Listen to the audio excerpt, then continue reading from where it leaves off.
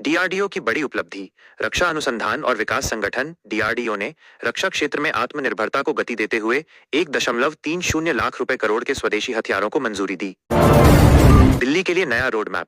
दिल्ली की मुख्यमंत्री रेखा गुप्ता ने विकसित दिल्ली का लक्ष्य निर्धारित किया और अधिकारियों को 2026 के लिए जन केंद्रित योजनाएं लागू करने के निर्देश दिए। कर्नाटक में राजनीतिक हलचल।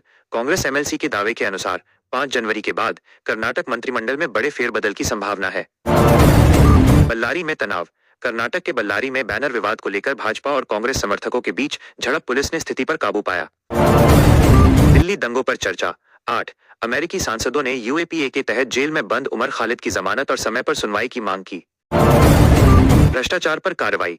राजस्थान के सवाई माधोपुर में भ्रष्टाचार निरोधक ब्यूरो एसीबी ने एक यूडीसी को 25,000 रुपए की रिश्वत लेते रंगे हाथों पकड़ा।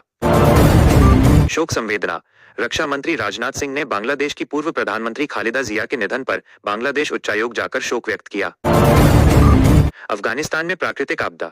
भारी बारिश और बर्फबारी के कारण आई अचानक बाढ़ से कम 17 लोगों की मौत हो गई और 1,800 परिवार प्रभावित हुए। स्विट्जरलैंड में हादसा। नए साल के जश्न के दौरान एक लग्जरी बार में हुए विस्फोट में 40 लोगों की मौत हो गई। जांच जारी है। बांग्लादेश में हिंसा। बांग्लादेश में हिंदू अल्पसंख्यकों पर हमले की खबरें। एक हिंदू व्यवसायी को आग के हवाले करने की कोशिश की गई, जिससे तनाव बढ़ गया है। अमेरिका में ट्रंप की नीति। राष्ट्रपति डोनाल्ड ट्रंप ने पद संभालते ही पेरिस जलवायु समझौते से हटने और सीमा पर राष्ट्रीय आपातकाल घोषित करने के कार्यकारी आदेशों पर हस्ताक्षर किए। ईरान में महंगाई। 42% मुद्रास्फीति के खिलाफ ईरान में विरोध प्रदर्शन तेज हुए, जिसमें एक 21 वर्षीय युवक की मौत की खबर है। चीन का मध्यस्थता का दावा। चीन ने दावा किया है कि उसने भारत और पाकिस्तान के बीच संघर्ष को कम करने के लिए मध्यस्थ की भूमिका निभाई। GST collection. दिसंबर महीने के नेट जीएसटी कलेक्शन में 3.3% की वृद्धि दर्ज की गई, जो उम्मीद से कम रही।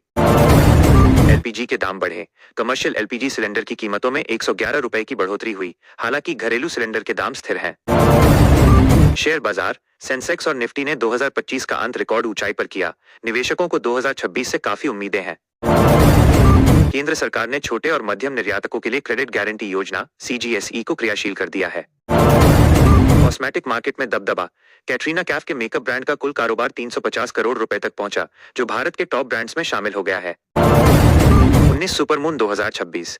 3 जनवरी को साल का पहला वुल्फ सुपरमून दिखाई देगा, जो सामान्य से 30% अधिक चमकीला होगा। असम से अच्छी खबर। मुख्यमंत्री हिमंत बिस्वा शर्मा के अनुसार साल 2025 में असम में एक भी गैंडे का शिकार नहीं हुआ। मौसम की चेतावनी। आईएमडी ने उत्तर भारत में घने कोहरे और शीतलहर की चेतावनी जारी की है। दिल्ली में प्रदूषण का स्तर बहुत खराब श्रेणी में बना हुआ है। इस मेजर ध्यानचंद खेल रत्न। ओलंपिक पदक विजेता मनु भाकर और शतरंज चैंपियन डी गुकेश को खेल रत्न पुरस्कार से सम्मानित करने की घोषणा। आर अश्विन ने चेतावनी दी है कि टीबीज के बढ़ते प्रभाव के कारण 2027 के बाद वनडे क्रिकेट का अस्तित्व खतरे में पड़ सकता है। फिल्म धुरंधर का जलवा।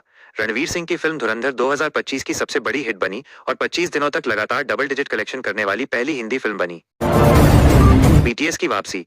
ग्लोबल के पॉप ग्रुप बीटीएस ने इस साल अपना नया एल्बम रिलीज करने की पुष्टि की है।